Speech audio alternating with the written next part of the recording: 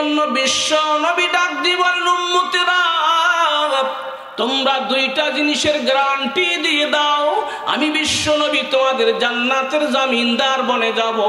সুবহানাল্লাহ। নবী যদি জান্নাতের জামিনদার হয় আমার আপনার জন্য, কেউ কি ঠেকাইতে পারবে? জোরে বলেন, কেউ ঠকাইতে পারবে না, কেউ আমাদের বাধাগ্রস্ত করতে পারবে না জান্নাত যাইতে। এ বাবারা, দুইটা জিনিসের মধ্যে একটা সর্বপ্রথম এক নম্বর হলো আল্লাহর বান্দা দুই ঠোঁটের মাঝখান যদি কেউ এরকম ভাবে দুই ঠোঁটের মাঝখানে যদি কেউ গ্যারান্টি দিতে পারে, আর দুই নম্বর হলো দুই রানের মাঝখান লজ্জাস্থান, পুরুষরা পুরুষের, মেয়েরা মেয়েদের লজ্জাস্থানকে যদি গ্যারান্টি দিতে পারে, হালাল স্ত্রী ছাড়া অন্য কোথাও ব্যবহার না করে, আর মুখটা যদি গ্যারান্টি দিতে পারে হালাল ছাড়া কখনো হারাম মাল এই মুখ দিয়ে ঢুকাবে না, হারাম নাজায়েজ কোনো কথা বলবে না, আল্লাহ নবীজি বলেন এই দুইটা কাজ করলে আমি নবীজি তোমাদের জান্নাতের জামিনদার হয়ে যাব। সুবহানাল্লাহ। এ যুবক বন্ধু, যারা গাঁজা খাও, ইয়াবা খাও, সিগারেট খাও, গোলাপের পাপড়ির মতো আল্লাহ পাক দুইটা ঠোঁট দিয়েছেন আমাদেরকে, এই দুই ঠোঁটের মাঝখানে একটা জিহ্বা আছে রে বাবা, এই ঠোঁট দুইটার মাঝখান দিয়ে কখনো কোনো সিগারেট ঢুকাবে না, কোনো গাঁজা ঢুকাবে না, কোনো মদ ঢুকাবে না, ফেন্সি ডাল ঢুকাবে না, ও বন্ধু ইয়াবা ঢুকাবে না। বিশ্ব নবী তোমার জান্নাতের জামিনদার হবে কি হবে না? জোরে বলেন, গ্যারান্টি দিতে পারবেন? আজকের ওয়াজ সার্থক হয়ে যাবে। দুই ঠোঁটের মাঝখান দিয়ে কেউ কোনোদিন কোনো সিগারেট টানবেন না। এরকম কোন যুবক আছেন দাঁড়াবেন যে আমি আজকে থেকে কোনোদিন সিগারেট খাবো না, ইয়াবা খাবো না, গাঁজা খাবো না। আল্লাহ নবী, খোদার কসম, আল্লাহ নবীজি বলেন তার জন্য জান্নাতের জামিনদার নবীজি হব। সুবহানাল্লাহ বলেন। এই জন্য দুই ঠোঁটের মাঝখান দিয়ে কোনোদিন এটা ঢুকাবেন না। যদি ঢুকে থাকেন উজুর সময় তওবা করবেন, আল্লাহ আমি আর কোনোদিনও এই দুই ঠোঁটের মাঝখান দিয়ে কোনো গাঁজা, ইয়াবা, সিগারেট, বিড়ি এরকম খাবো না, পান করবো না। ধরে কোন ঠিক কিনা? করা যাবে কি যাবে না? তখন যদি নামাজ পড়েন, ওই নামাজ আপনাদের জন্য অন্যায় কাজ থেকে বিরত রাখার জন্য হাতিয়ার হয়ে দাঁড়াবে, অস্ত্র হয়ে দাঁড়াবে, আড়াল হয়ে দাঁড়াবে, পর্দা হয়ে দাঁড়াবে। ওই নামাজ আপনাকে যাবতীয় ফাহিশা কাজ থেকে বিরত রাখতে পারবে। কথা বলেন ঠিক কিনা? আমার বন্ধুগণ, আল্লাহর নবী এই জন্য বললেন দুই ঠোঁটের মাঝখান তোমরা হেফাজত, দুই ঠোঁটের মাঝখান তোমরা কি করবা? এই দুই ঠোঁটের মাঝখানে গ্যারান্টি দিয়ে দিবা যে দুই ঠোঁটের মাঝখান দিয়ে অবৈধ হারাম কোনো ভক্ষণ করবে না, এবং হারাম কোনো বলবে না, নাজায়েজ গান বলবে না, হারাম কোনো খাইবে না। আমি নবীজি তোমাদের জান্নাতের জামিনদার হয়ে যাব।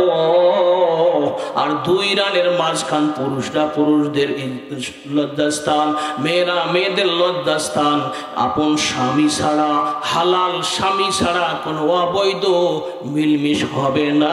আল্লাহ নবীজি বলেন এইটারে যদি হেফাজত করতে পারে আমি নবীজি তাদের জন্য জান্নাতের জামিনদার হয়ে যাব। জোরে কোন সুবহানাল্লাহ।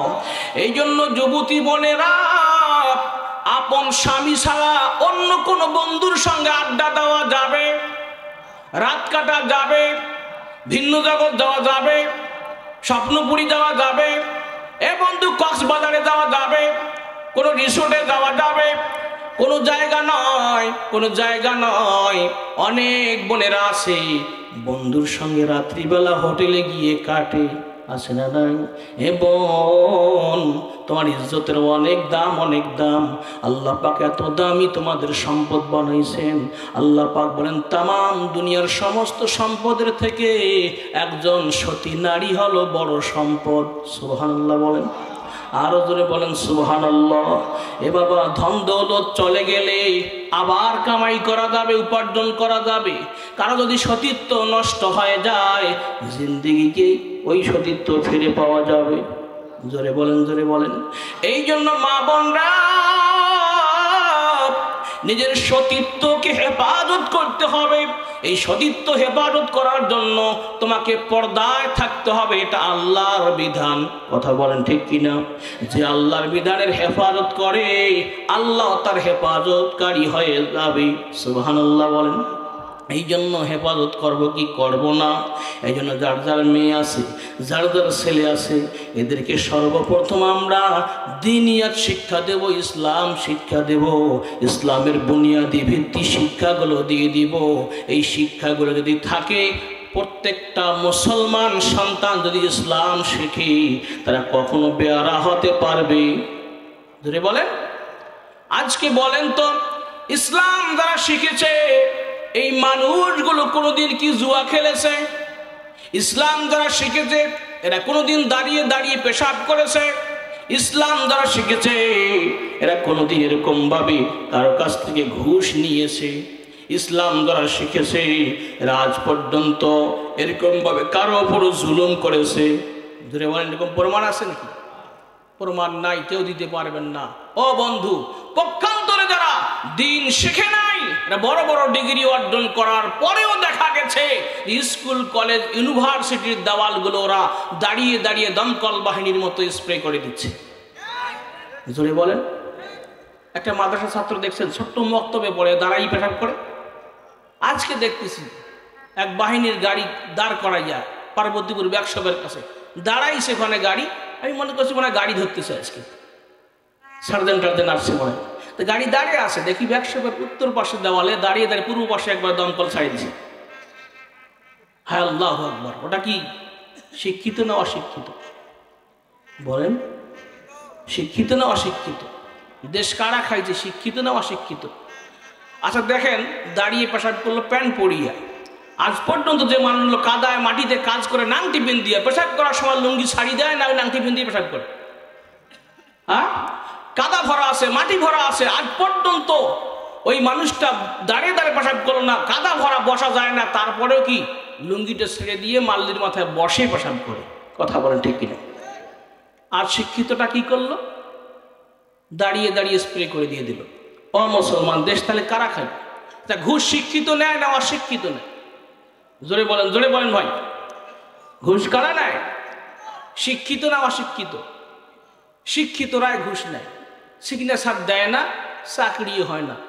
চাকরি নিতে গেলে সিগনেচার হইতে হবে, সিগনেচার নিতে গেলে টেবিলের নিচ দিয়ে মোটা অঙ্কের বান্ডিল দিতে হবে। কথা বলেন ঠিক কিনা? গৃহস্থরা কি এরকম ভাবে ঘুষ নেয় নাকি? যারা ধান কাটে ঘুষ নেয় নাকি? ও বন্ধু, তাহলে দেশ কারা খাইবে? উল্টা ওরাই খাইয়া ওরা চাপ দেয় কার ওপর? যে মৌলবীরা দেশ খাইবে। কথা বলেন ঠিক কিনা? কোন মৌলবী দেশ খাইছে ভাই?